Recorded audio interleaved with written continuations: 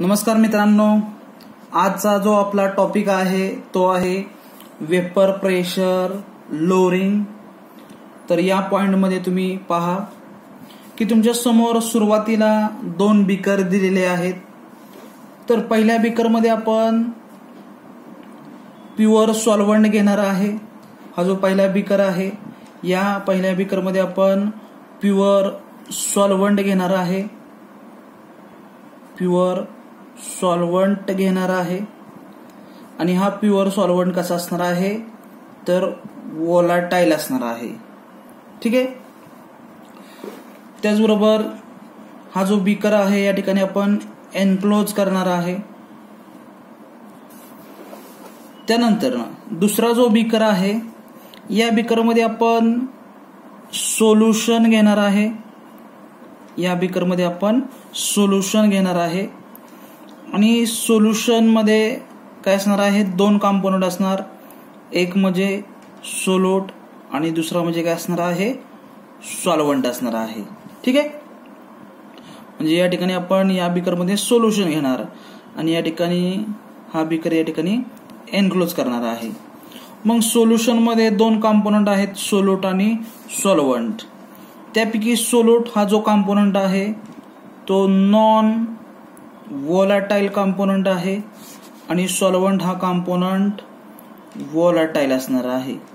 ठीक आहे। सोल्यूट या कंपोनंटला आपण बी कंपोनंट हे नाव देणार आहे, तर सॉल्व्हंट या कंपोनंटला आपण ए कंपोनंट म्हणणार आहे। या ठिकाणी जो सॉल्व्हंट आहे याला सुद्धा आपण काय म्हणणार आहे, ए कंपोनंट म्हणणार आहे। मग लक्षात ठेवा, सोल्युशन याच्यामध्ये सोल्यूट सॉल्व्हंट नॉन वोलाटाईल बी कंपोनंट आहे आणि सॉल्व्हंट वोलाटाईल हा ए कंपोनंट आहे। ठीक आहे।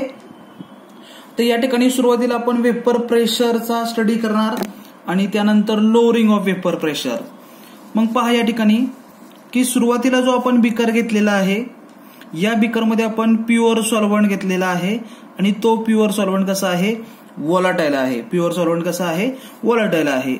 हा वोलाटाईल सॉल्व्हंट या ठिकाणी प्रेझेंट आहे।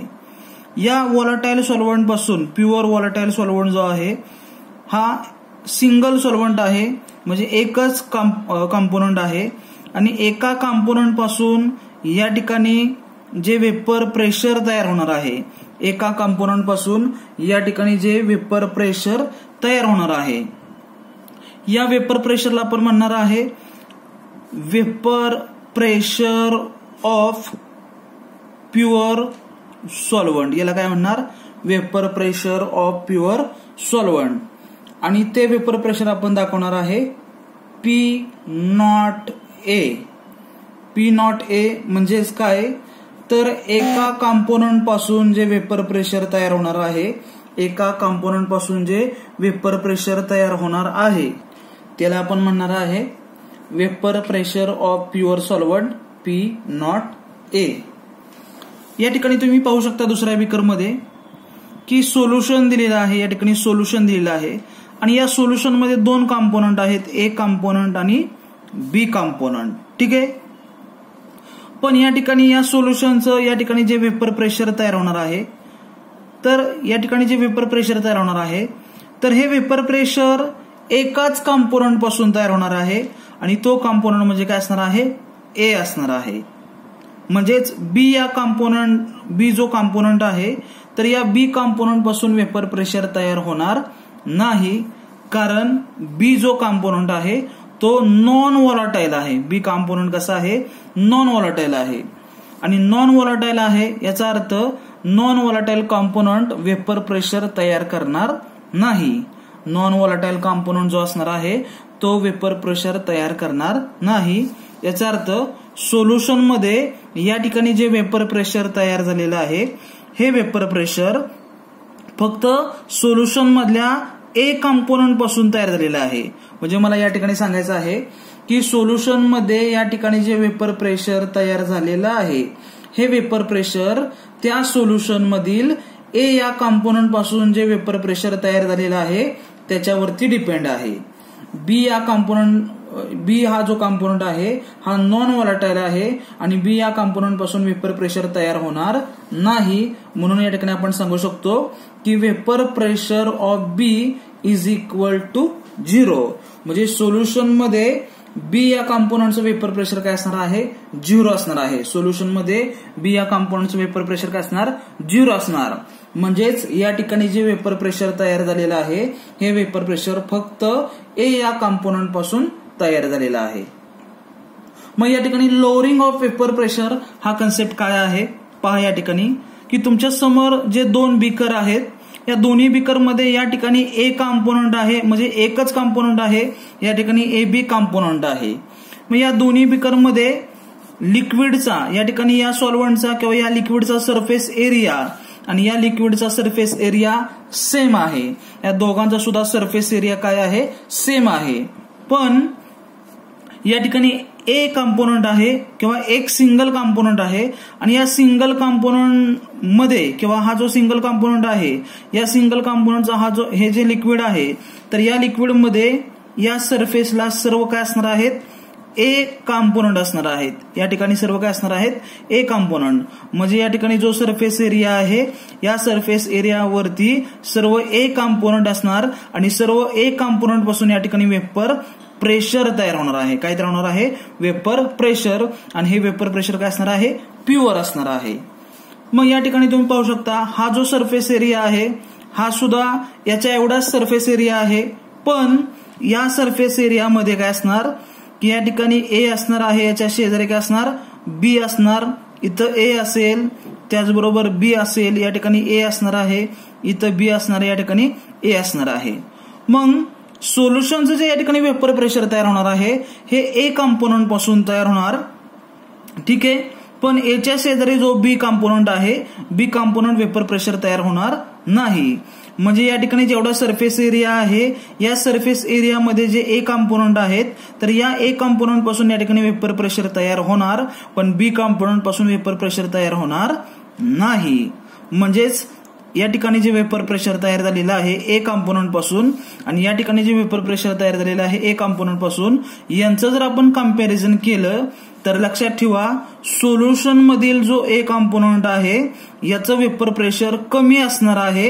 कारण या ठिकाणी वेपर प्रेशर तयार होण्यासाठी सरफेस एरिया एचा या ठिकाणी कमी आहे आणि या ठिकाणी सरफेस एरिया एचा जास्त आहे.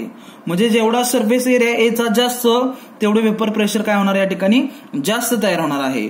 पण या ठिकाणी नॉन व्हॉलेटाईल सोल्यूट बी यांनी सरफेस एरिया या ठिकाणी ऑक्युपाय केलेला आहे. म्हणजे ए चे सरफेस एरिया जो आहे तो कमी आहे आणि बी म्हणजे एचा सरफेस एरिया या ठिकाणी कमी आहे. कशामुळे की या ठिकाणी बी सुद्धा या ठिकाणी प्रेझेंट आहे. म्हणजे या ठिकाणी सोल्युशनचं वेपर प्रेशर इथं कमी असणार आणि या ठिकाणी सॉल्व्हंटचं वेपर प्रेशर या ठिकाणी जास्त असणार आहे. मग या वेपर प्रेशर मधला जो डिफरन्स आहे म्हणजे या ठिकाणी मला सांगायचं आहे की प्युअर सॉल्व्हंटचं जे वेपर प्रेशर आहे त्याला आपण म्हणणार आहे पी नॉट ए. प्युअर सॉल्व्हंटचं जे वेपर प्रेशर आहे त्याला आपण म्हणणार आहे पी नॉट ए. आणि सोल्युशनचं जे वेपर प्रेशर असणार आहे त्या सोल्युशनचं वेपर प्रेशरला आपण फक्त म्हणणार आहे पी ए म्हणणार आहे. काय म्हणणार आहे पी ए म्हणणार आहे. आणि यांच्यामधला जो डिफरन्स असणार आहे यांच्यामधला जो डिफरन्स आहे या डिफरन्सला आपण म्हणणार लोअरिंग ऑफ वेपर प्रेशर. काय म्हणणार आहे लोअरिंग ऑफ वेपर प्रेशर म्हणणार आहे. आणि ते लोअरिंग ऑफ वेपर प्रेशर किंवा चेंज इन वेपर प्रेशर आपण दाखवताना कसं दाखवणार delta P is equal to P naught A minus P A. आणि यालाच आपण म्हणणार आहे लोअरिंग ऑफ वेपर प्रेशर. काय म्हणणार आहे लोअरिंग ऑफ वेपर प्रेशर की प्युअर सॉल्व्हंटचा वेपर प्रेशर जास्त असणार आहे आणि सोल्युशनचं वेपर प्रेशर काय असणार आहे कमी असणार आहे. आणि यांच्यामधला जो वेपर प्रेशर मधला जो डिफरन्स आहे यालाच आपण म्हणणार आहे लोअरिंग ऑफ वेपर प्रेशर. या ठिकाणी लोअरिंग ऑफ वेपर प्रेशर याची डेफिनेशन जर पाहिजे असेल तर या फॉर्म्युल्यावरून आपण डेफिनेशन लिहू शकतो. डेफिनेशन काय आहे मायनस साइन काय इंडिकेट करणार डिफरन्स. मग या ठिकाणी आपण सांगू शकतो लोअरिंग ऑफ वेपर प्रेशर म्हणजे काय इट इज डिफरन्स बिटवीन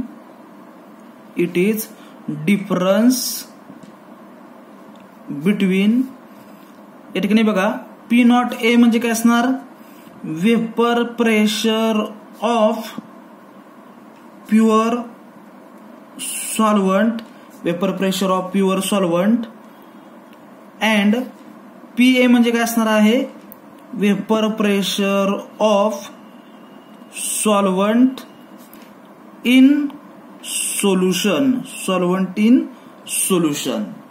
या ठिकाणी लोअरिंग ऑफ वेपर प्रेशर म्हणजे आपण काय सांगू शकतो की प्युअर सॉल्व्हंटचं वेपर प्रेशर आणि सोल्युशन मधील सॉल्व्हंटचं वेपर प्रेशर यांच्या दोन वेपर प्रेशर मधला जो डिफरन्स आहे यालाच आपण म्हणणार lowering of vapour pressure.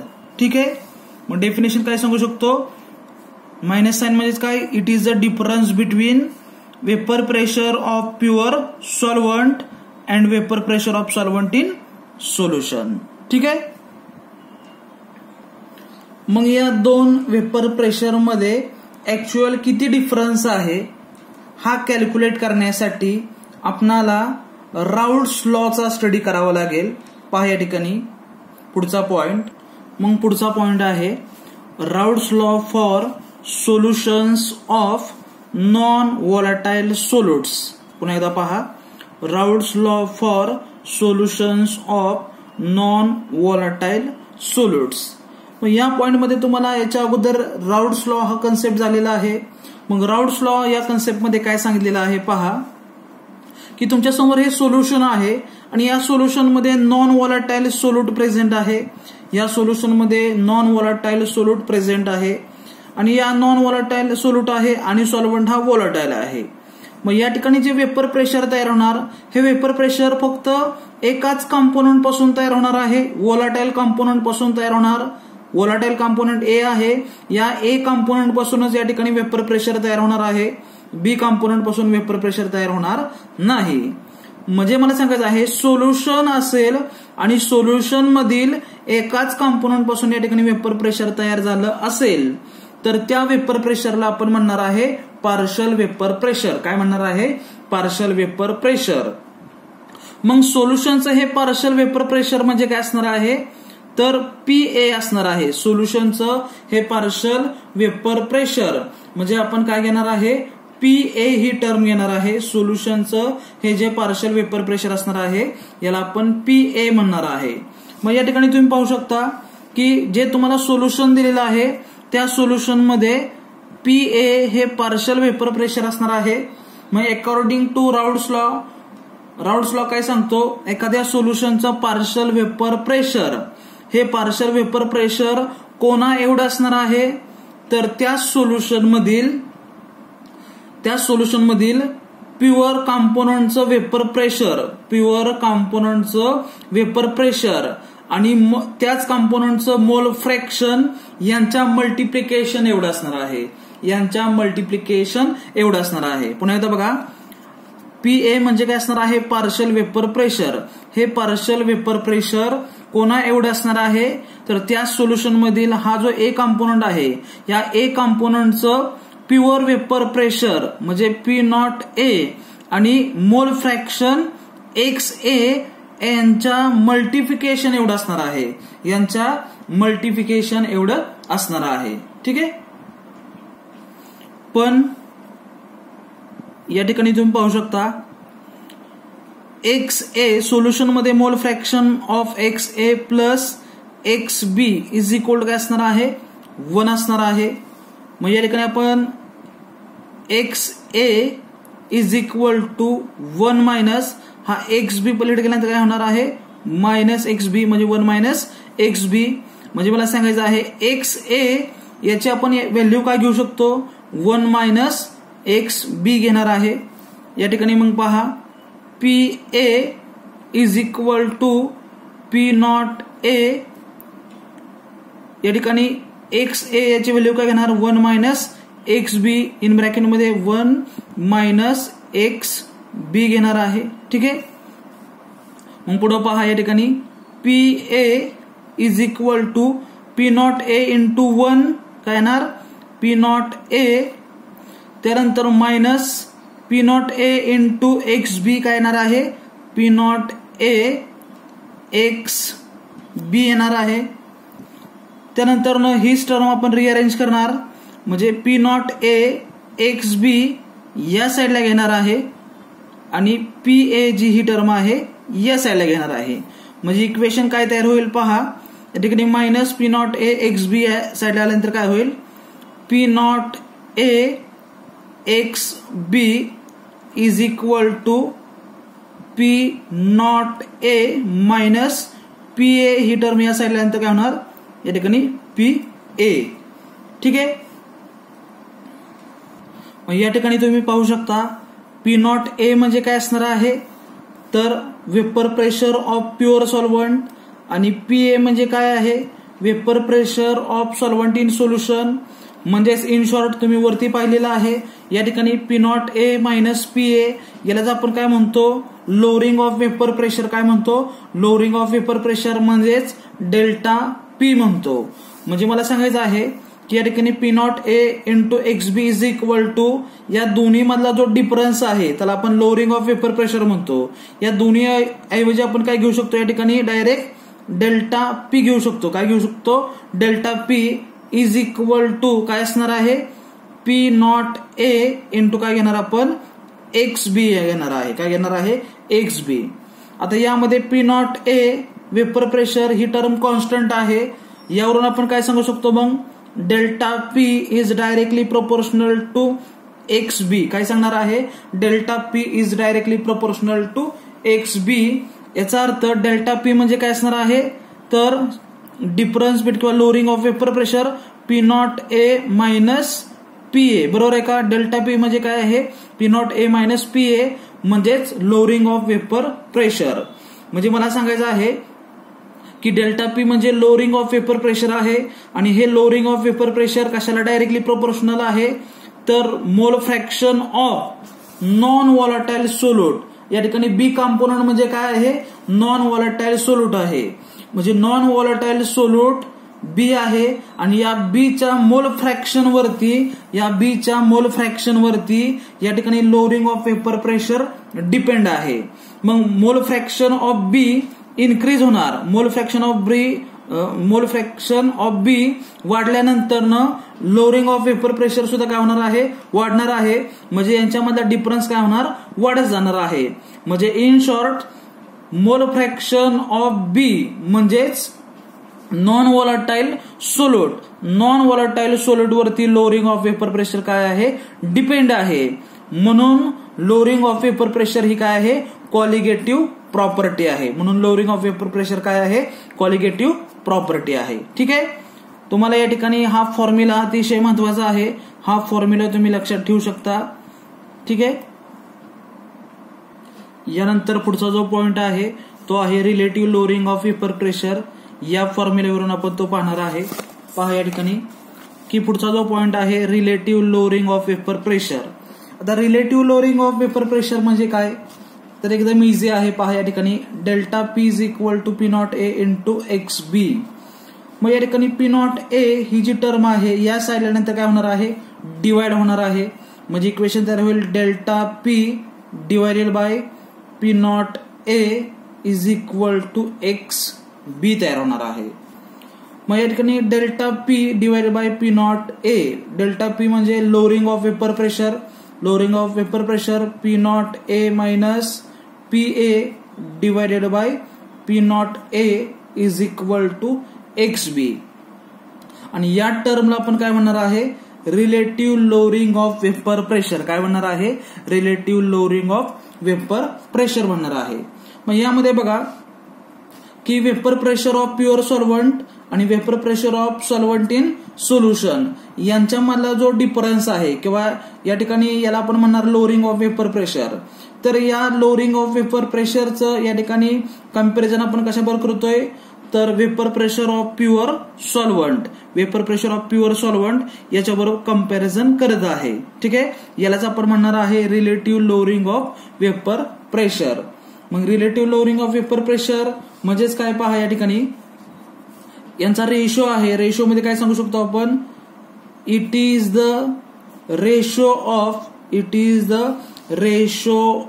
Of lowering of vapour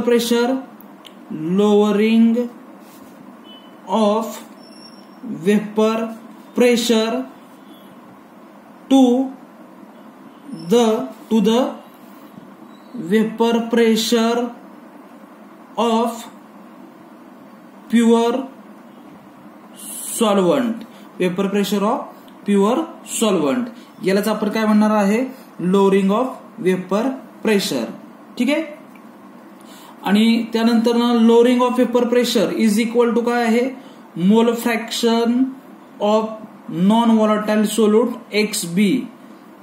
lowering of vapour pressure relative lowering of vapour pressure is equal to mole fraction of XB म्हणजेच नॉन व्हॉलटाइल सोल्यूट. म्हणजेच relative lowering of vapour pressure ही term mole fraction वरती depend आहे. याचा अर्थ relative lowering of vapour pressure ही सुद्धा काय आहे, कॉलिगेटिव्ह प्रॉपर्टी आहे. ही सुद्धा काय आहे, कॉलिगेटिव्ह प्रॉपर्टी आहे. तर या ठिकाणी आपण 3 पॉइंटचा स्टडी केलेला आहे.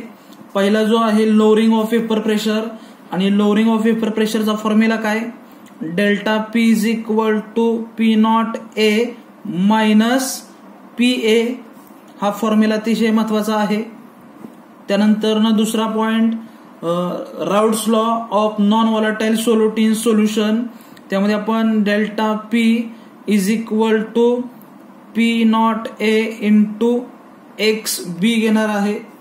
त्याचबरोबर तिसरा जो फॉर्म्युला आहे relative lowering of vapour pressure,